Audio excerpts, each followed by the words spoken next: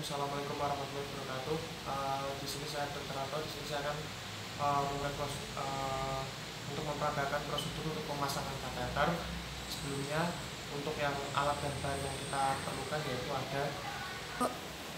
Baik, di sini sudah ada duk lubang, lalu ada handscoon steril, lalu ada kateter yang two-way kateter, lalu di sini ada povidone iodine.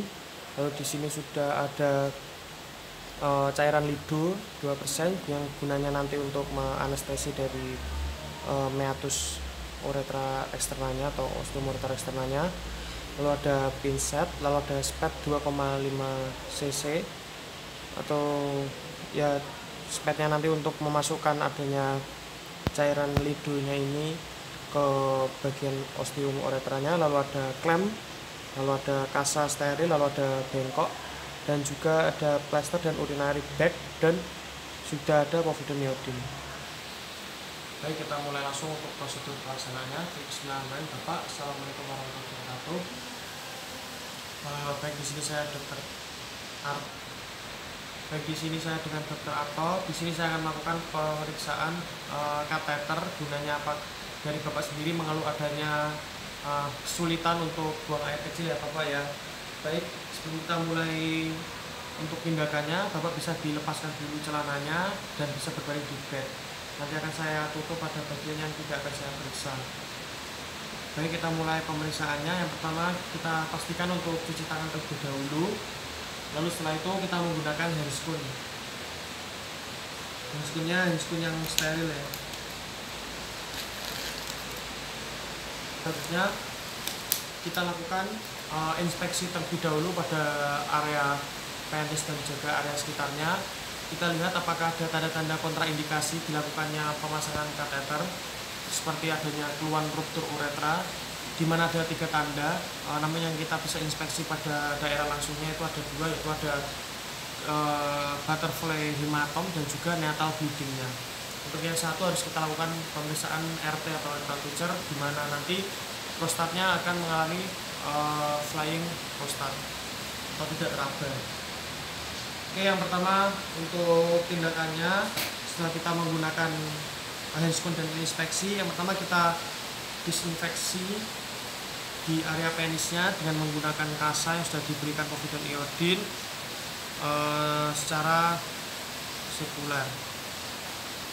Lalu kita ambil kasa yang lain,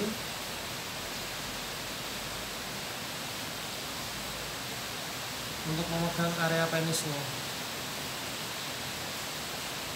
Kita lakukan sampai ke bagian korpus penis, sampai ke pangkal penis dan area ventralnya juga, lalu ke bagian area skrotum. Oke, setelah kita disinfeksi area penisnya, kita lakukan pemasangan duk lubang untuk memperkecil area lapangan pandang. Oke, setelah kita pasang dengan menggunakan duk lubang, selanjutnya kita lakukan anestesi dan memberi pelicin guna nanti ketika memasukkan kateter si pasien tidak merasakan adanya keluhan nyeri yang berlebih. Kita campur adanya pelicin 20 cc dan juga cairan lido yang sudah kita siapkan tadi di dalam spetnya ini. Lalu kita masukkan secara pelan-pelan pada bagian osteomureter eksternalnya. Karena ini areanya sudah terdisinfeksi, kita boleh langsung memegang dengan menggunakan handscoon. Oke, setelah sudah kita jepit area penisnya tadi, jangan terlalu keras. Lalu setelah itu kita pasangkan untuk kateternya dengan menggunakan, untuk di bagian two-way kateternya kita jepit dengan menggunakan jari ketiga dan 4, dan untuk ujungnya kita jepit dengan menggunakan pinset.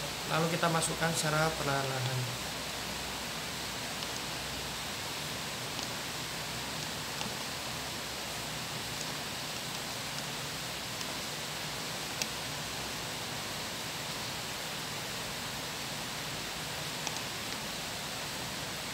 Kita masukkan sampai bagian pangkalnya ini. Lalu selanjutnya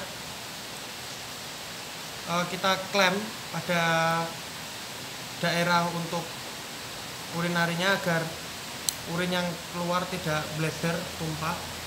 Lalu kita taruh bengkok di bagian bawahnya. Oke, setelah itu kita masukkan Aquades 20 cc saja untuk menggembungkan adanya balon. Kita lepas dulu untuk klemnya, lalu kita masukkan.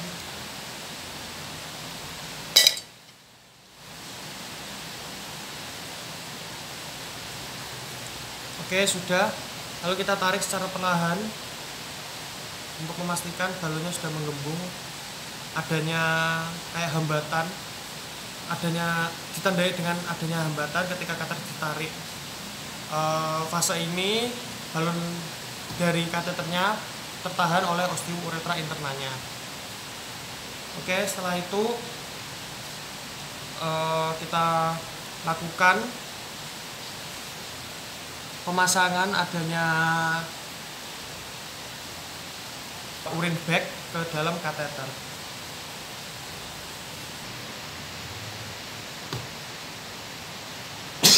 Selanjutnya kita lakukan pemasangan urin bag ke dalam kateter.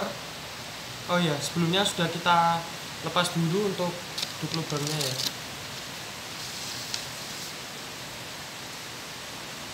Setelah itu kita fiksasi di bagian area lipat paha dengan menggunakan Hansaplast.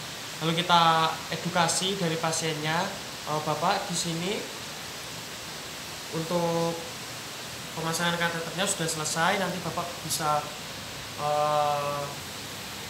minum air putih secara berlebih, gunanya untuk memudahkan Bapak selama berkemih. Lalu untuk pemasangan kateter tetap ini tidak digunakan lebih dari 2 minggu dan diusahakan untuk menjaga kebersihan dari kateternya, dan juga rutin untuk diganti kateternya ya Pak. Nanti apabila ada keluhan silahkan bisa sampaikan kepada saya. Sebelumnya terima kasih. Wassalamualaikum warahmatullahi wabarakatuh.